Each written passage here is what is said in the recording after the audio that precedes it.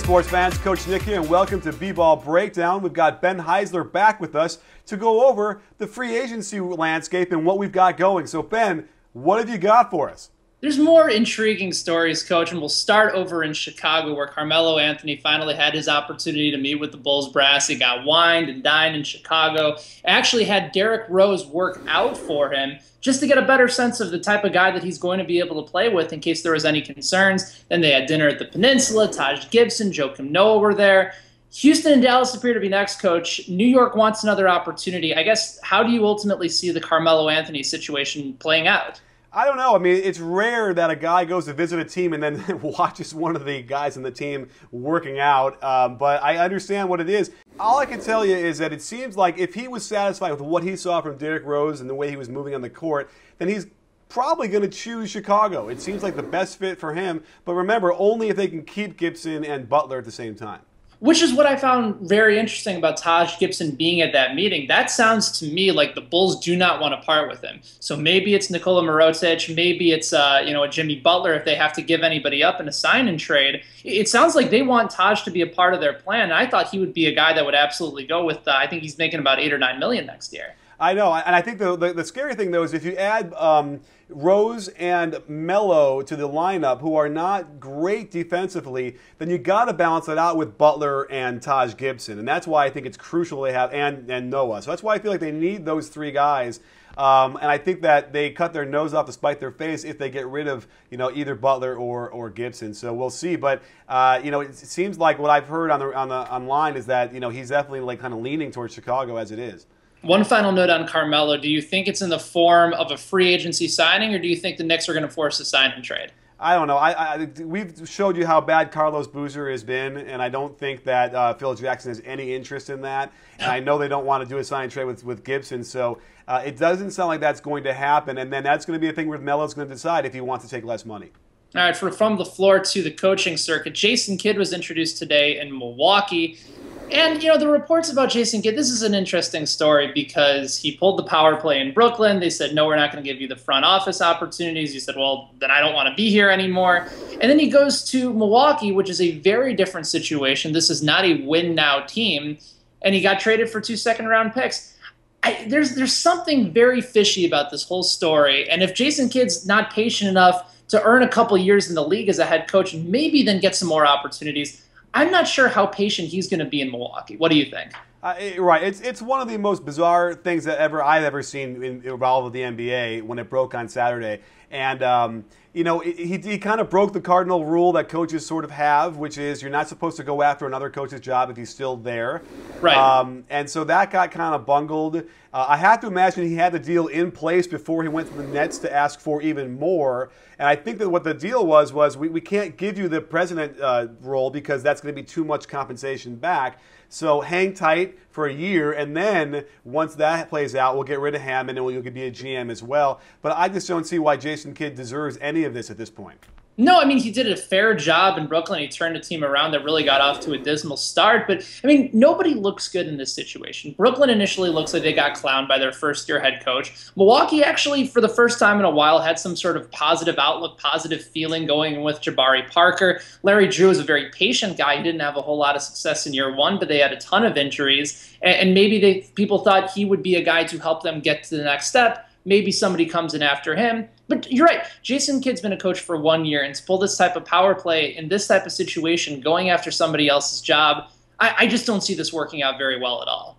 Right, we'll see. I mean, it's going to be a tough situation where he doesn't have the kind of veterans to help him through the locker room, even though it didn't really matter this year because he already had a lot of turmoil going on. So, we'll have to wait and see. Maybe, who knows? Maybe, in a few years, everyone will say, wow, they were brilliant to do this. But it just seems he's skipped a whole lot of steps in the interim to get to this point. And now multiple reports saying that it'll be Lionel Hollins as the next Nets coach. Really quickly, do you think he's a fit with that team? Oh, absolutely. I mean, the team itself is kind of creaky and old, and there's a problem with whether Paul Pierce is going to stay. So, but he's a great coach. He's got a very good system, and he knows how to coach defense and offense and relate to players well. So I think the Nets end up getting a win-win out of this. We're continuing with our top 5 stories of the week here on B-Ball Breakdown. You can follow him at B-Ball Breakdown. You want to follow me, it's at Benny Heiss. Kyrie Irving was the first big signing. Technically wasn't a free agent, but the Cavs wanted to lock up their star point guard, $90 million extension. He's obviously a top talent in the league, but injuries do remain a concern. Did you think the Cavs had to make this move at this point? And are they basically looking at this saying, you know what, let's lock up our own guys, let's draft, because there's probably not a good possibility that LeBron is going to return. Right. I think that they're in a – it's not in the vacuum here where you can say, okay, he's worth this, and we're going to lock him in. There's a whole context to how LeBron left and how they need to keep, interest from the fans and keep them happy and all those things. So, is he really worth the max? Like, not really, based on the fact that he's missed a lot of games and he's been pretty inefficient. He's well documented with our breakdowns comparing him to, Isaiah Thomas. Sure. And certainly, so this is his make or break year. He has to play 80 games. He has to improve his shooting percentage and get more, efficient. And he's got to make his teammates better.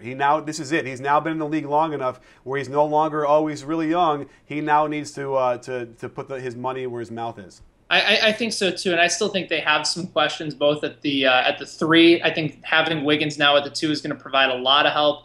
Curious to see what they ultimately end up doing with a little bit of front court depth. Again, you're sort of saying the same thing about Varejao. He's a nice player when he's healthy. So I think Irving having a little bit more support around him, maybe he doesn't have to do as much, but still be an impact maximum deal type guy that goes and makes a contribution. 3 guys. And again, remember, point guard is a really specific position where it needs to be you need to have a really, a guy that can manage egos and massage people and get them in what they need to do and happy and playing well. So, this is now the step he needs to take. And it's going to be really interesting in Cleveland with a new coach, whether or not that's going to happen. But everyone seems really excited about it. And hopefully a little bit of consistency with the coaching job there in Cleveland as well. A couple more here to get to here on B-Ball Breakdown. Marcin Gortat, Sean Livingston, Jody Meeks, all 3 guys that have signed new deals this week. Gortat gets 5 years, $12 million a year to stay in D.C. Sean Livingston, 3 years, $16 million with the Warriors. Then Jody Meeks around 3 years, $19 million. Which of these deals for these first 3 guys maybe stands out to you like the most? Well, people are complaining about the Jody Meeks deal, but I watched a lot of him this past year with the Lakers. Yeah. He finally convinced me that he's a legitimate starting 2 guard in the league. And if you think of it in those terms, right now, 3 years, $19 million is the 18th highest shooting guard in the league, just ahead of Gerald Henderson. He's certainly worth that. If he's going to start for them and do what he did at anywhere near that. He was the 7th highest three-point percentage shooter of all the shooting guards in the league. So he's an average shooting guard, and $6 million a year is about what that should be worth. And I wish people would understand that before they start criticizing it. Yeah, I think so too. I think it's a nice little deal. Livingston's another guy that really put a nice season together last year. And again, you're paying a little bit more than $5 million, mid-level exception type guy to be in Golden State. Now they're going to have some potential cap issues. But that's a whole situation for them. But they needed another backup guard, and Livingston provides some size.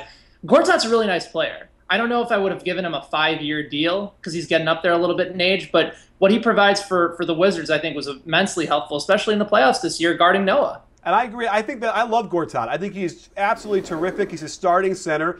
$12 million is sort of in line with a good double-double starting center. And I don't think that guys like that, their skills don't really erode that quickly once they get to 32, 33. We've seen plenty of big guys who have been able to, and he seems to be able to stay in shape pretty well, who have been able to extend their careers and be very effective through 35, 36. So I don't think that's a big risk as long as he doesn't get injured. I think that his skill level will maintain throughout this contract. Interesting. So 5 years Gortat, you feel pretty good about that. Yeah. Final one for you, Coach. We're talking about all these different big-name free agents to sign. So I guess let's make a quick prediction between Carmelo, LeBron, Kyle Lowry. If you had to choose somebody, maybe there's somebody else that stands out to you. Who do you think is going to be the first big-name free agent to sign a max deal? I think it's going to be Melo. I think he's going to finish up his tour right now and then make a decision. I think everyone's kind of maybe waiting for that. Certainly, it sounds like maybe LeBron is. Yeah. But I don't think LeBron's going anywhere. So I think it's Melo.